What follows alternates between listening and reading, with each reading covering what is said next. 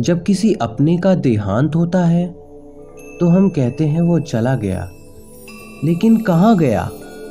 क्या सच में कोई जाता है? और अगर जाता है तो आता भी होगा, तो फिर जन्म से पहले हम कहाँ थे? आज हम इन्हीं दो सवालों का उत्तर ढूंढने का प्रयास करेंगे। मरने के बाद हम कहाँ जाते हैं और जन्म से पहले हम कहाँ थे? बहुत सारे वैदिक शास्त्र हमें इस चीज़ का जवाब देते हैं। आज के हम इस वीडियो में इसी बात पर चर्चा करने वाले हैं।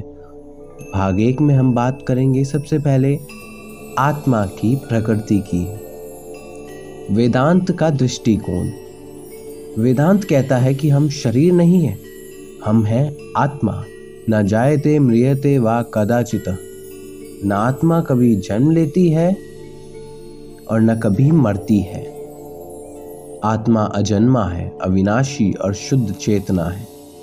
तो जब शरीर मरता है, आत्मा नहीं मरती, वह बस स्थान बदलती है। जैसे कोई आदमी पुराने कपड़े उतार कर नए पहनता है। मरने के बाद क्या होता है? कठोपनिषद कहती है, यथा अग्नि दारुष प्रविष्ट एवं आत्म सर्वभूतेषु तिष्ठति।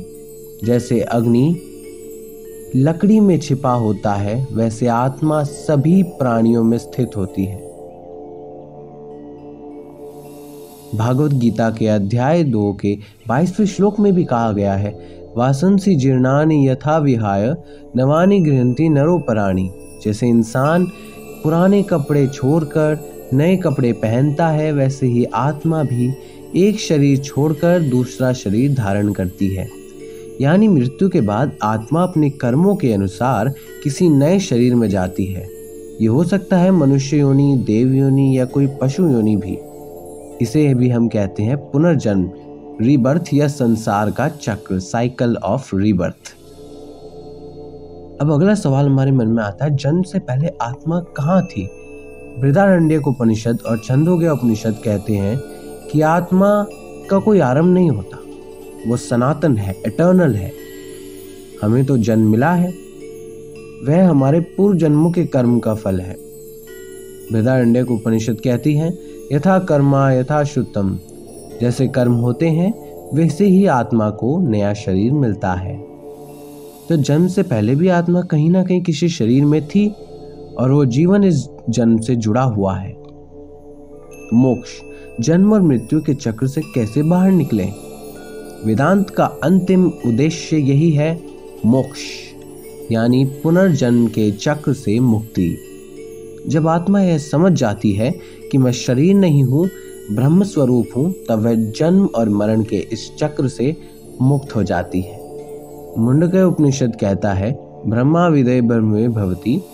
जो ब्रह्म को जानता है वह स्वयं ब्रह्म स्वरूप हो जाता है। जो उस ब्रह्म को जान लेता है वो उस ब्रह्म स्वरूप के साथ एक हो जाता है।